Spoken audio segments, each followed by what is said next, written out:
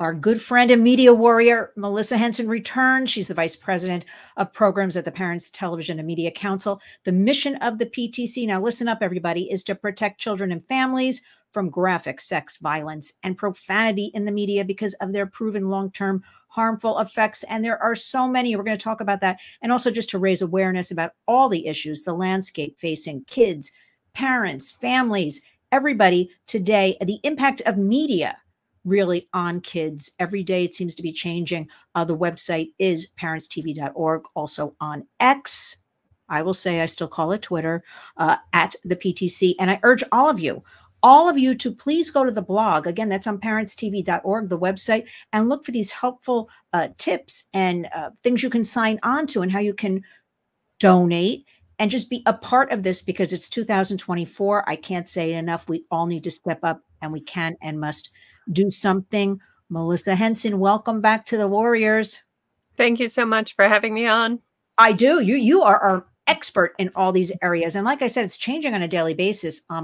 Something I really want to focus on all month, and we're at the beginning of the month, is May is National Mental Health Awareness Month in the United States. Children are not all right. We know that. Well, I feel like, Melissa, this study's been around the last 3 or 4 years, but 1 in 6 children, this is what I keep reading and seeing studies, 1 in 6 ages 6 to 17 experience a mental health disorder, whether it's anxiety, depression, they're feeling isolated. I'll even digress a little bit and say we've got internet addictions backed up by studies going on. And there's a new book out, and it's called The Anxious Generation by Jonathan Haidt.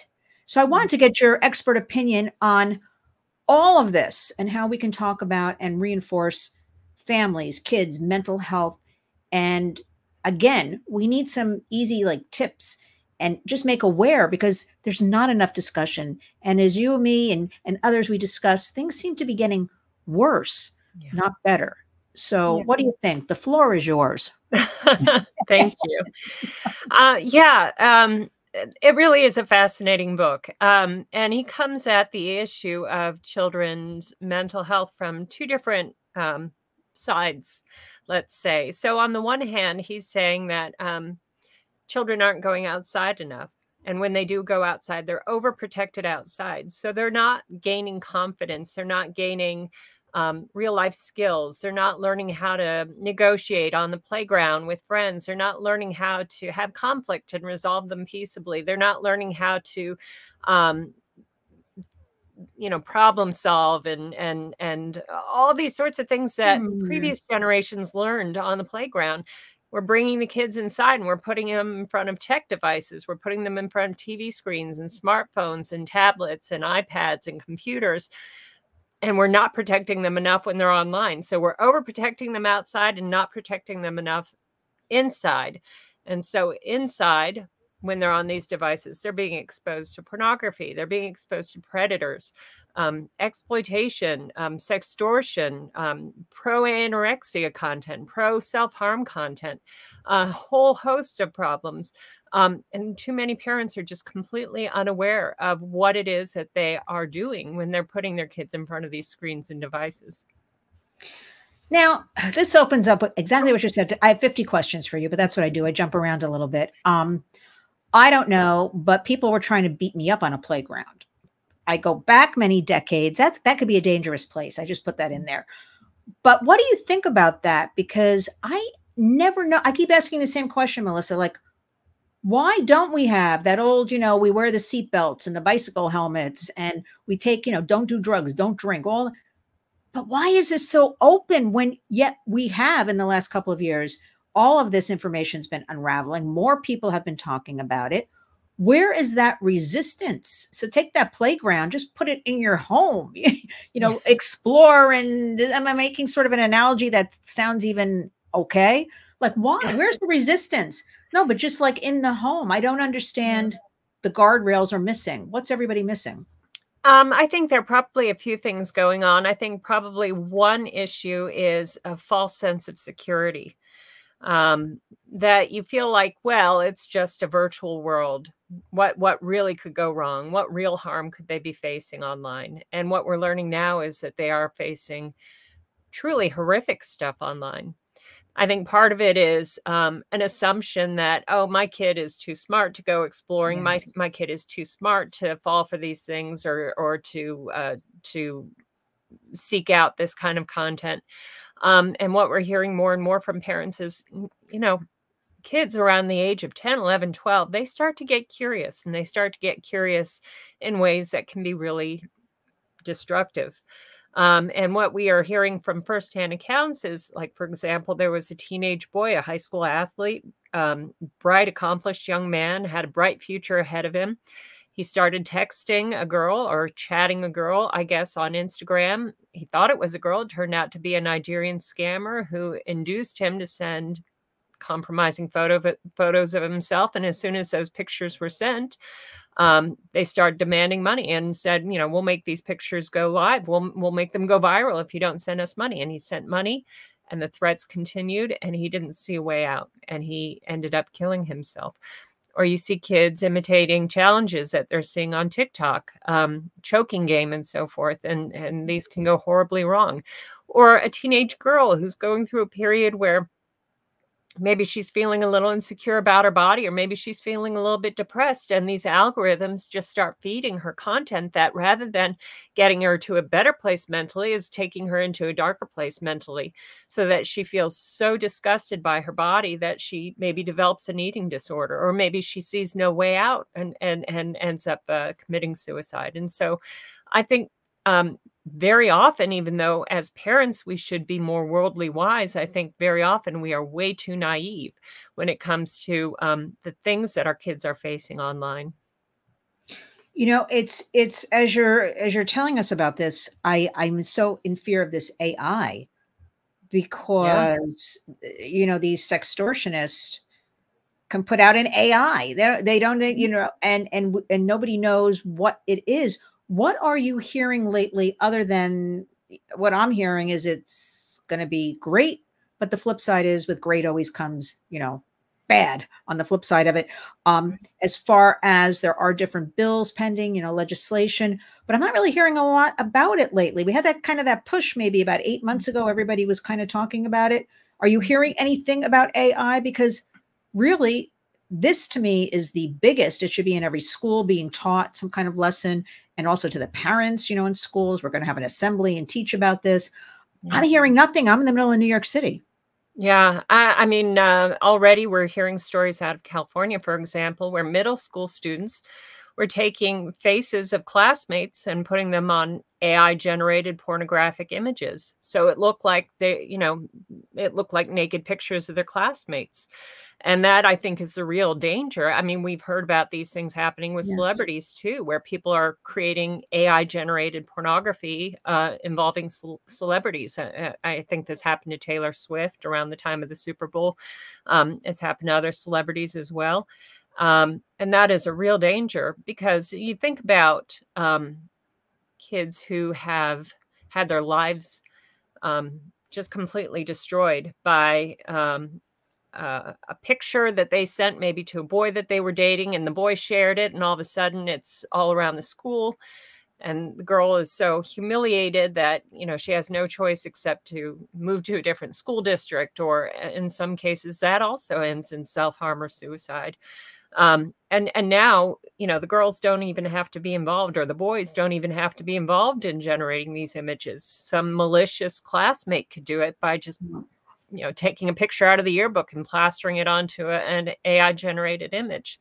It's scary, and it's horrific. Unfortunately, I mean, there are a number of bills, a number of pieces of legislation out there right now that are intended to address the problems of, how do we keep kids safe online? But I'm not aware of any yet that have tried to tackle the AI side of that.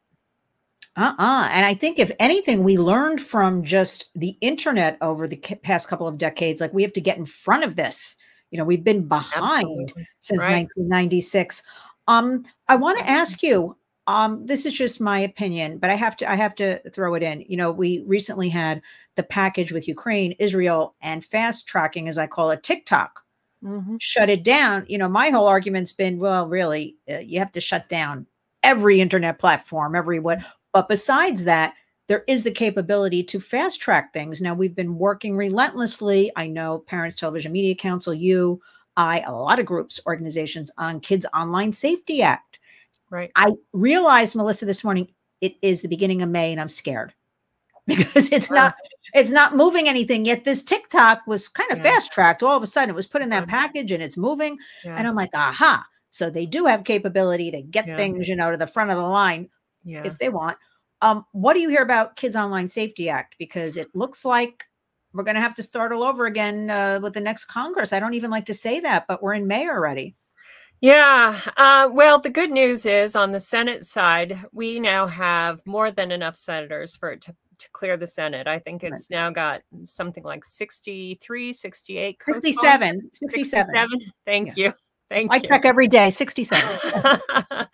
And those are the co-sponsors. So, yeah, I mean, that as soon as they bring it to the floor for a vote, it should pass. The companion bill was introduced a few weeks ago in the House.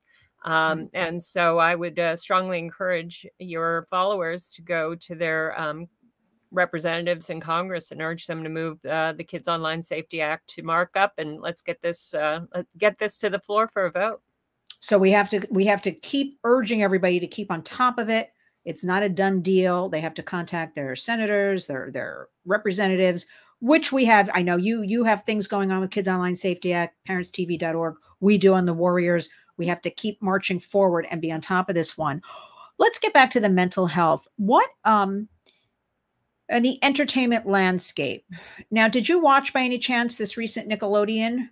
Did you watch any of that? Right on set. Yeah, but we might have mentioned that last time we spoke, but that it was coming or it came or something like that. But now I hear like nothing about it. But I do hear behind the scenes, because I did start in entertainment many decades ago, all these people afraid to come forward. I'm hearing from my sources to talk about this kind of predation. So there was a lot of noise, and now we're hearing nothing. And I'm very scared about, somebody said to me the other day in a focus group, the kids don't watch TV. I said, you don't understand. It's on their devices. It's on their laptops. That's how they're watching it. It's so if we say watching TV, this is sort of what I mean when I say that. I date myself, you know. But what's going on with the landscape for children? I feel like it's almost all adult content right now, and then kind of like maybe little kids content. And there's nothing really in the middle, but you tell me. You're exactly right. You are spot on. Yeah, it's either rated TVMA or it's Y or Y7. But they're, you know, if you're looking for PG content, even PG-13 content or G content, something that you could watch with young members of the family, older members of the family, and everybody's going to get something out of it. It's going to be something the whole family is going to enjoy watching together. There's practically nothing. And we did do a research study on this last fall, and you can find it on our website, parentstv.org, where we looked at the top, you know, half dozen or so streaming services and analyzed, okay, what percentage of the original programs on these various platforms is appropriate for family viewing. And what we found is you could probably exhaust the entire inventory of G and PG rated content across the top 6 streaming platforms in about a month and a half. I mean, 90%, upwards of 90% on most of these services, upwards of 90% of their original content is for mature audiences only. Melissa, I don't think any of these ratings hold any kind of water. I don't. They don't. What's going on with that? Like, how do you rate all these streaming shows? How is that? You know, I would normally I would say you're right. They don't hold any water, except that with these streaming services, they're not at all bashful about putting that mature rating on there because they're not worried about scaring away sponsors. They're not worried about the FCC. The FCC has no authority. So they use that MA label pretty freely. And so if you see a program that's rated TVMA, you better believe that it's going to have some mature content. And what we are seeing with the mature rated content on these streaming services is it is comparable to, you know, Cinemax and HBO had a reputation back in the 90s and 2000s. And what we're seeing on these streaming services now is very comparable to what you would have seen a decade or two ago on HBO and Cinemax. Now, come on, Melissa. They were calling it in the 90s cutting edge. Cutting edge kind of thing. No, because, you know, the way my mind works, I'm like, you know what? Because they're not held responsible. They put these ratings on purpose because it'll draw kids to look at it. Like, Yeah. but that's the way I think. There's no proof of this. I'm just Well, like, well, why would they put anything if there's not really anything except to get more eyes and even maybe creepy adults? I'll look at something more that's rated a little. Yeah. Right? I mean, there are plenty of shows that are ostensibly about teenagers or ostensibly for a teenage audience, but they are rated TVMA. So you have to wonder about that, right? I mean, there's a program on Netflix called Sex Education, originated in the UK. And the premise of this series, it's a teenage boy whose mother is a sex therapist. And he's concerned because all of his classmates are not getting good information about healthy sexual activities, healthy sexual behavior. And so he becomes sort of unofficially the school's sex therapist, and people are coming to him for advice. But they're showing these, they're all adult actors, but they're supposed to be high school age kids, fully naked, engaged in all kinds of perverse this is just behaviors. Yeah. This is beyond. Yeah. I was thinking for a minute because I remember we discussed that show. I remember reading about it, and I'm like, really? He's channeling the mother he's like the school sex therapist. I know they said the actors are all 18 plus, but they're portraying high school kids. Right. All right. So what would you say? What would be, I know you have on your blog, you also have like a family partnership, like a media partnership, which I think is the greatest thing for all families to have a media partnership, an internet partnership going on so everybody can talk together. What would you advise? Say a mom or dad's listening right now. How do we go about this? The little kids are a little bit easier. Once you get to 11, 12, 13, it gets a little tougher to go about. I don't like the word monitoring, but making a safe household. What would you suggest? What would be some steps? Well, I think there are a few basic ground rules that, in my opinion, every family, every household should observe. One is no devices in bedrooms. Yes. Period. Make your kids turn in their cell phones at night, and mom and dad keep them in the master bedroom. You can charge them. You have, a charging station for all the family cell phones, but keep that in mom's and dad's room so the kids can't be alone in their rooms with their devices. Because we know that it's when they're alone with their devices that they are more likely to get into trouble. Either they're being bullied online and the bullying is following them home and they're sitting there doom scrolling on their phone at midnight instead of getting a healthy night's sleep. And I think it's also important that parents need to know their kids' passwords, all their kids' passwords. And what was it? Reagan used to say, trust but verify, right? Trust but verify. I'm all for it. Yeah. So, log into your child's email periodically, see what kind of messages they're getting and who they're communicating with. Are there strangers that they're getting messages from? Are they getting messages from adults where there are no other people copied on the messages? There shouldn't be any one-on-one communication with adults. There should always be, if they need to email a teacher because they missed an assignment, copy mom and dad on that email and make sure mom and dad are copied on every correspondence with an adult, whether it's a coach or a scout leader or a teacher. There should be no one-on-one correspondence with adults. And then beyond that, just limit the number of devices and keep them. And also there are some great filtering services out there that I would encourage folks to look into. There's Covenant Eyes, there's Bark, there's Circle, there's all kinds of household level, router level services that you can employ to limit the kind of harmful content that can come into your home through these internet connected devices. There's actually a lot of help out there. You just have to know, which is our jobs. We just have to let people know it's there. Right. And usually a lot of it is free, the resources. So I'm always encouraging that. It's funny because I was talking the other night to a group of moms and grandmas, and a woman said to me, you don't understand. I'm paraphrasing a little bit, but I have a 16-year-old and I don't want to impede upon their freedoms. So, and ask them any questions. So I was like, did you buy that phone? Do you pay for that internet? And she's like, yes. I said, then you have every right. Because in this day and age, the predators are winning. They're making money off of you and your children. Yep. We have to take these steps and let the kids know, like, we're going to do this for their safety. It's okay to let them know there are bad people out there that want to take advantage of you. And we're going to step in and help you because nobody's going to take advantage of you. So, and then the kids kind of like when I teach kids, they kind of snap up to that one. Oh, no, I don't want anybody to take advantage of me. Oh, no. So they kind of get into it a little bit more. Where do you think this is all going? What do you want to tell us about mental health? Because we do have a well-documented youth mental health crisis. And I was impressed that the UK, I think it was 2 days ago, put out, we have a sextortion crisis epidemic in our country. They just put this out, their government. We also have, they put out, you know, mental health. Like they seem to be a little bit ahead of the United States and starting to put out all these guardrails. We can't go any lower. And we always like to have hope. The fact that you and me can talk and we're on Zoom and on the internet, which is a great thing, right? This is what's leveraging the internet for good. Where is this all going to go? Because it has to start swinging up. I see a tiny uptick in some of the younger kids, like 8, 10. The parents are doing actually at those ages a little bit of a better job because they have this information as opposed to those born maybe 95 and forward. What do you have about, you know, with the media? What are your hopes, or do you see anything positive on the media end?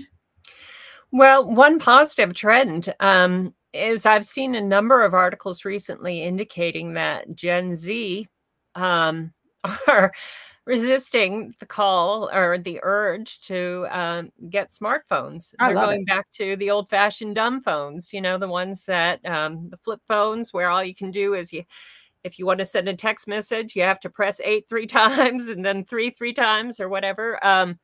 So they don't like the fact that their privacy is being intruded upon by these smartphones. The fact that these smartphones are tracking everywhere they go and everything they do and everything that they purchase and everything that they say. They're concerned about privacy. They're also concerned about the kind of problems that they're seeing their peers having, you know, difficulty putting the devices away and being addicted to the screens. And so there seems to be a growing movement, a growing trend for younger kids to switch away from smartphones, which I think is fabulous. I love that. I've read some of those things. Here in New York, we have a group out of Brooklyn. They call themselves the Luddites. They're 7th, 8th, and 9th graders. None of them have phones. That's great. And they have a standing meeting. It's like every Sunday at this park. And like, if you show up, you show up. If you don't, but they have no phones to communicate. This is what I hear. I think that's fabulous. And so like, you never know who's going to be there is what I hear. This, you know, because nobody's communicating. I mean, obviously they must be writing emails. Maybe I don't know, but I heard they will not, they're like adamantly like warriors about it. Like they're not having phones. We're not falling into this. We're not. We've seen our older siblings like lose their minds over all of this, and we're not doing it. So I like that. That's kind of like, because we survived, you know, I survived. It's the way it used to be. But we survived. You know, they're going to be playing kick the can, and you know, when the lights go on, it's time to come home. I can only pray for that. That's all I can say. I can only pray for that. Now, okay, now leave us with some. Is there any good entertainment we should be looking at as we're sort of at the beginning? Well, it's only May. We should be looking at for kids that we should be proud of, kind of promoting, taking them to. Anything top of your list? Oh, wow, that's a good question. Obviously not. I'm not real well prepared to answer that right now. I just thought maybe no, that's okay. I just thought maybe you heard of like a movie coming or something. I really haven't heard of anything because I find even any what are called children's movies that come out still have very dark themes behind them. Or as I've gone back and looked at movies that I took my children to years ago. Yeah. Oh, I didn't even realize at the time there was some weird stuff even in those movies or darker themes. No, that's okay. I just thought maybe like you heard of something, whatever. We'll keep an eye on all of that. Let's finish up. What do you want everybody to know about May is Mental Health Awareness Month with kids? What would be just some of the things you want to leave us with? Yeah. I would strongly encourage folks to take time out of each week. And you could do a couple hours every night. Just spend time with your family away from screens. And you could do themed nights. You know, maybe it's Tuesday nights you take a family walk or family hike, or maybe Thursday nights you do a family board game. But I think what our kids what they're looking for on these devices is connection. Yes. And these devices are not giving them genuine connection, but it's filling a void. It's filling a need that they have. So let's take care of filling that need by providing them genuine connection, by face-to-face contact with no devices, no screens, mediating our interactions with them. Let's just be present for our kids, put our own devices away, and spend some quality time with them every week. I love it. Back to basics and back to like open and honest communication. Yeah. Because I'm always saying they see everything or hear about it anyway. So let us be the ones to give them the information and be on top of it and get rid of any kind of embarrassment. There's nothing to be embarrassed about these days, except if you don't take steps to enact any kind of safety features on your children's devices. Tell us about Parents Television and Media Council. What do you want everybody to do? Because I want everybody to send donations, but what do you want everybody?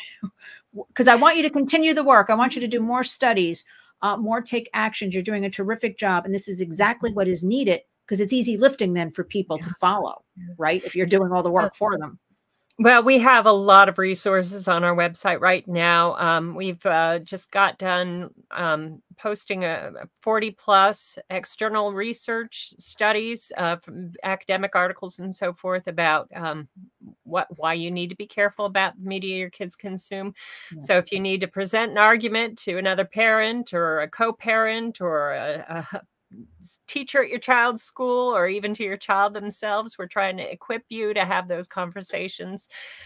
We also have tools and tips for parents, screen time contracts for families, ways to get involved, ways to take action. So I'd just like to encourage folks to go to parentstv.org. You can sign up to receive our weekly emails, and we often have links from there for petitions that you can sign, or the Capitol switchboard to call to support KOSA, or just all kinds of ways for folks to get involved and take action. Yeah, it's called one-stop shopping, everybody. And I'll have Melissa this information in the body of the video. Well, listen, Melissa Henson, you are a terrific warrior. You keep us, abreast of all these things happening. I love to always tap into your brain a little bit, try to get a little more out of you to see what's happening there. But thank you for keeping us so informed, and thank you for making my job easier. I like to always tell you that, but also that I can share this information with all of our warriors, that then they can share, and we can kind of snowball and keep growing and keep the kids safe, keep the family safe. So thank you for joining us today. ParentsTV.org, everybody. The information is going to be in the body of the video. You're going to follow, you're going to subscribe, you're going to do the family partnerships, and you're going to make Melissa very happy, and you're going to make me very happy. So thank you, Melissa Henson, for joining me here on The Warriors. We'll talk again soon. Thanks.